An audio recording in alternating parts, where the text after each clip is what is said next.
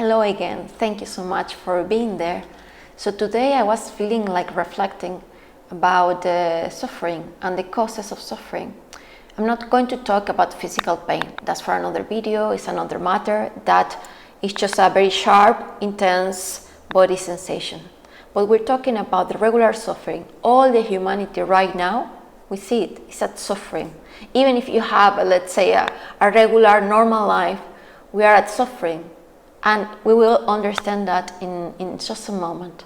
And that there are only two causes of suffering. The suffering is only mental, it's psychological.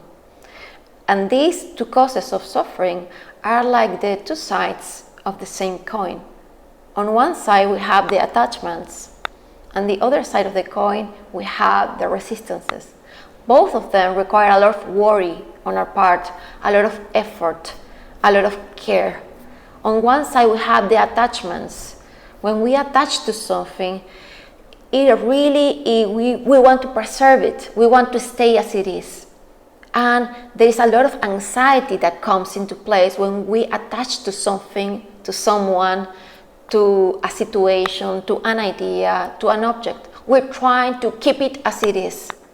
And we don't realize that everything is impermanent, is transient. So we're just prolongating our own suffering by attaching to anything, because everything is changing.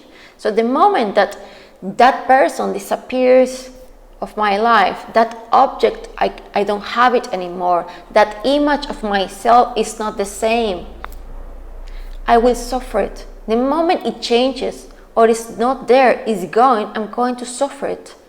And then we should ask ourselves, why I attach myself to those things, objects, persons, situations, status, in the first place? Why do I attach? So, what is the reason? Very obvious if we inquire just a little bit, because we're trying to fill our lacks through those attachments. We always start from a place of lack. The moment that we identify ourselves with that egoic idea that is limited, that idea is just a narrow idea, is limited by definition. So once that I attach to an idea, I will always live at fear, because everything can be a threat to me, to my existence, because I feel very tiny, small, separated. So I need something to make me feel complete, to try to provide me, to fill my holes, yes? So that's why I attach to those things, to the person, to the bonding that I have with you, to that image of myself that I want to preserve. Everything is just a constant effort to try to fill all my holes, and all those holes are illusory. There are no holes.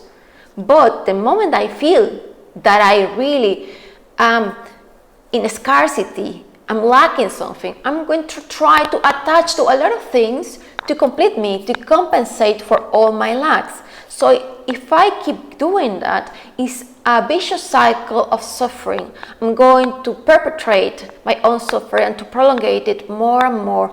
And the more that I feed on the attachments, the more attachments also I need to feel more and more safe, more and more whole. But nothing external to me can fill the lacks. I just need to realize that I'm not at lack. So let's talk about the other side of the coin, the other root cause of suffering. On that other part we have the resistances. So I resist the experience that I have now because pretty much I don't like it. So again, it's the same, but in the other side of the coin.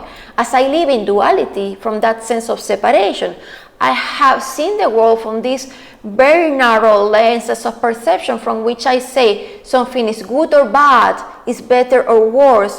So I need to just reject what I don't like, and then I will suffer that, because the moment I resist something, I deny something, I reject something, I'm going to suffer that because I'm restless every time. The same with the attachments. I cannot be at rest. I'm always restless with that anxiety, worry that I'm not having what I want. It's very immature if you think about it also. If I don't have what I want right now, I'm going to resist what is happening. So we're just, it's another also way to feel at lack, because I'm not seeing what it is. I just see what is not here. So you see, like it's the same coin. Other side, but the reason of the resistance is also because I feel at lack. It's like if I don't have what I want right now to make me happy, I will resist it. So it's like a kindergarten mindset, right? It's very immature, but that's what we do. That's why we behave, right? It's either I attach to this and I want to preserve it, to keep it, don't change, don't go away, or I resist, I don't like it. So from our likes and our dislikes, we suffer. Think about anything that you worry about or cause you anxiety, stress, and you will have it either because you want to preserve it and you're worried that you're going to lose it, or because you don't have it from that lack mentality that we have, and then you want to have it, but it's not in the now. So we're not living here. We're not living really connected to our source. We live from an idea. And from that idea that feels incomplete, I will never be at peace, at rest. I will never feel at peace. By definition, I will have to just hunt constantly and infinitely through things, experiences to try to complete me. So I always feel in this kind of survival mode, only from the sympathetic nervous system, working like that, like trying to preserve myself and preserve my safety. So how we come out of all this? There's no recipe. We have been feeding all these ideas, beliefs, and sense of lack and separation for a long time. So now we need also time to go to unravel all these veils of ignorance from our lenses of perception, to really realize what is having these thoughts, these ideas, from where these thoughts are coming from, what is the source? Because as we already can recognize, the thoughts are not self-aware. Those ideas are just ideas floating in that mental screen. But what is in the thought? And then the more I rest and abide as that, I will start to dissolve all these attachments and resistances, because they will lack any sense to me. And the moment I start to just dissolve, or let's say unfed, what I've been feeding for a long time, it will progressively just come back to just that complete dissolution of resting and abiding as what you are.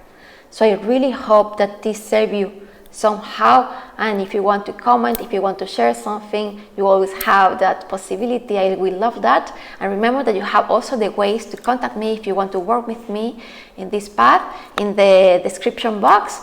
And I wish you a magnificent day, and just really just be at rest. What you are is already whole, is complete, is undefined, is unlocalized, is ever present, is limitless. So the suffering now, where it is not there. Big hug and kisses. Bye.